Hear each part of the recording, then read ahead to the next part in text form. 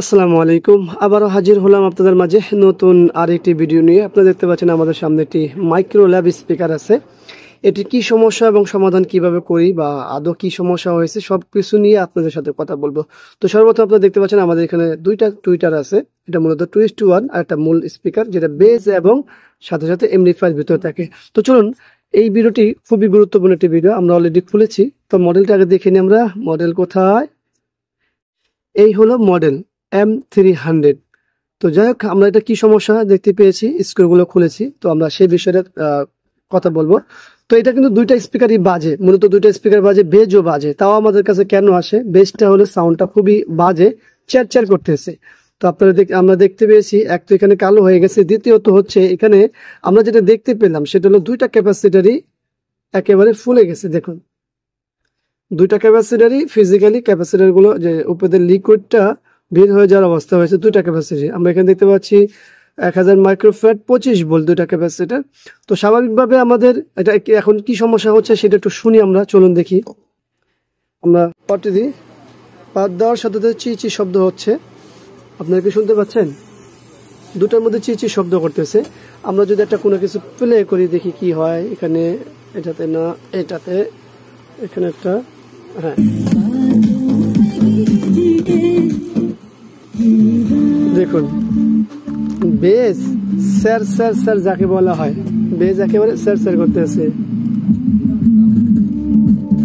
মানে খুবই বাজে অবস্থা।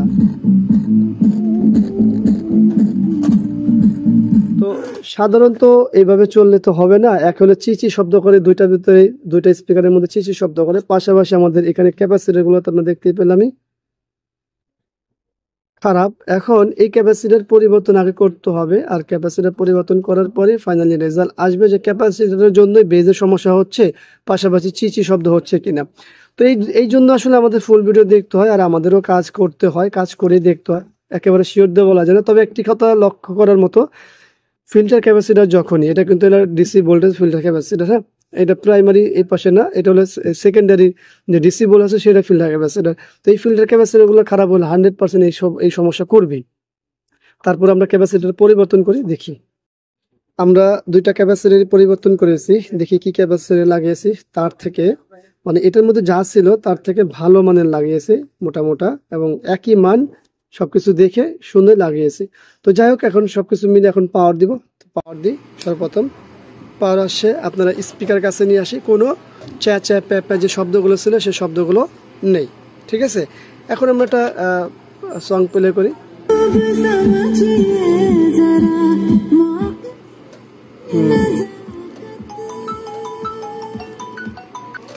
তো আমাদের এইখানে আর কোনো সমস্যা নেই। দেখুন,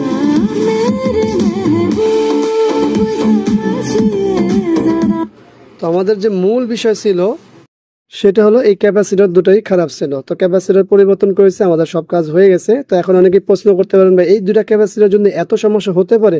নিশ্চয়ই হতে পারে, কেন হবে না? আমাদের কাছে তার এমনি নিয়ে আসে নাই, সমস্যা হয়েছে বিদায় তো নিয়ে আসছে। তো এটা আপনারা অনেকেই মনে করেন আর কি, যে আসলে কতটুকু সমস্যা ছিল বা কি আসা বিষয় আমরা তো দেখতে পেলাম না। ভাই মোবাইলে এর চাইতে বা ক্যামেরা এর চাইতে বেশি সাউন্ড বা আরো কোনো কিছু বোঝানো সম্ভব না।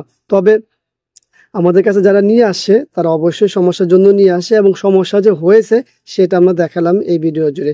আশা করব এই ভিডিওটি আপনাদের ভালো লাগবে। ভিডিওটি ভালো লাগলে লাইক, কমেন্ট, শেয়ার অবশ্যই আমাদের এই চ্যানেলটি সাবস্ক্রাইব করবেন, পাশে থাকা বেল বাটন চাপ দিয়ে রাখবেন। আবার দেখাবেন ইনশাআল্লাহ অন্য কোনো বিষয় নিয়ে আসবেন। এখানে বিদায়, আল্লাহ হাফিজ, আসসালামু আলাইকুম ওয়া রাহমাতুল্লাহি ওয়া বারাকাতুহু।